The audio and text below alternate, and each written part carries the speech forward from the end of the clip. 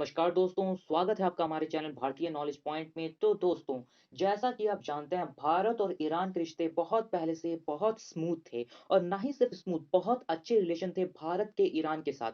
लेकिन 2016 से ये रिश्ते खराब होते चले आए और 2020 में तो ऐसी नौबत आ गई, ईरान ने जिस देश ने कभी कश्मीर के ऊपर कुछ कहा नहीं था, उसने धारा 370 हटाने का एक छोटा-सा विरोध भी किया था। लेकिन अब भारत और ईरान के रिश्ते फिर सुधर रहे हैं। और ये शुरुआत हुई है ईरान के तरफ से। मैं आपको बताऊँगा आखिर क्या हुआ, क्यों ईरान ने माना भारत का लोहा और क्यों वापस से ईरान भारत की तरफ झुक रहा है। मैं सारी बात बताऊँगा इस वीडियो में, आप बने रहिए हमारे साथ। लेकिन दोस्तों उससे पहले आपसे एक रिक्वेस्ट है, 70% से ज़्यादा लोग मेरी वीडियो देखते हैं लेकिन मुझे उन्होंने सब्सक्राइब नहीं कर रखा है। तो आपसे रिक्वेस्ट है, प्लीज़ करिए मेरे चैनल को सब्सक्राइब करिए और वीडियो को लाइक करिए प्लीज़, इससे मोटिवेशन मिलती है। तो चलिए शुरू करते हैं। दोस्तों हुआ यूँ था कि 2016 में भारत और ईरान के रिश्ते आगे ही बढ़ते जा रहे थे। ईरान से हमारे ऐसे रिश्ते थे कि ईरान हम लोगों को बहुत सस्ता तेल देता था और ना ही सिर्फ तेल देता था, वो यहाँ तक कि लॉजिस्टिक कॉस्ट क्या होती है? मतलब ईरान से लेके इंडिया में तेल लाने का जो खर्चा था, वो भी ईरान खुद लेता था और उसका पैसा जो हमें देना होता था ईरान को, वो ऐसा नहीं था कि वन टाइम पेमेंट था कि आप तेल लो और हमें वो पैसा दो, नहीं,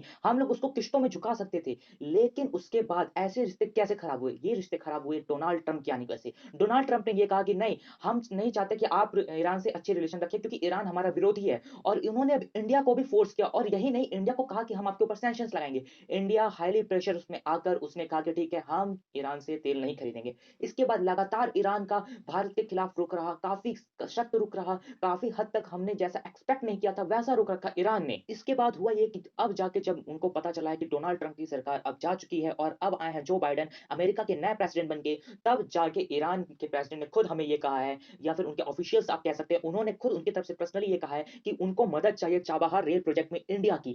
अब ऐसा क्यों हुआ? देखो, ईरान को भी पता है कि इंडिया एक ऐसा देश है जहाँ का रेल नेटवर्क सबसे बड़ा है और यही नहीं, ईरान को भी ये पता है कि हम दुनिया में काफ़ी देशों को अपना लोकोमोटिव देते हैं। जैसे कि हमने अभी हाल ही में बांग्लादेश को अपना लोकोमोटिव दिया है, हमने श्रीलंका को अपना लोकोमोटिव दिया। अब आप पूछोगे लोकोमोटिव क्या होता है? देखो, ट्रेन का जो सेट होता है, ट्रेन सेट में जो इंजन होता है ना, उसको लोकोमोटिव कहते हैं। तो हमने बांग्लादेश को दिया, श्रीलंका को दिया और यही नहीं, ईरान को ये भी पता है कि दुनिया में सबसे बड़ा रेल नेटवर्क हमारा ही है और उसको बियर करने के लिए, उसको चलाने के लिए बहुत ज़्यादा कॉस्ट आता है और भारत इसको अपने दम पे करता है, भारत किसी की मदद नहीं लेता।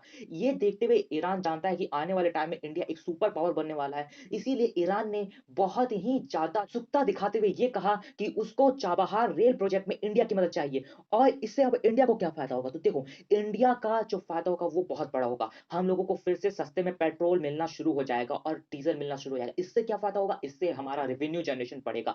इंडिया के खजाने में और भी ज़्यादा पैसे आएँगे और यही नहीं, इसके बाद जो चाइना का इन्फ्लुएंस धीरे-धीरे ईरान में बढ़ते जा रहा है। चाइना की जो आर्मी है वो धीरे-धीरे इन्फ्लुएंस बढ़ा रही है अपना ईरान के अंदर, वो हम रोकने में सफल होंगे। वन बेल्ट, वन रोड का जो इनिशिएटिव है, उसको रोकने में हमें मदद मिलेगी। तो दोस्तों इससे क्या होगा, एशिया के अंदर या फिर आप कह सकते हैं पूरे इंडो पैसिफिक के अंदर भारत का रुतबा भी बढ़ेगा। भारत जो एक अभी तक दबा हुआ था, बहुत ज़्यादा किसी के एक्सटर्नल और या फिर कह सकते हैं इंटरनल मैटर्स में भी ज़्यादा इंटरफेयर नहीं करता। अब धीरे-धीरे भारत अपनी फॉरेन पॉलिसी चेंज कर रहा है। तो दोस्तों जैसे ही इसके ऊपर और अपडेट्स आते जाएँगे, मैं आपको बताता जाऊँगा। आप बने रहिए हमारे साथ। जय हिंद।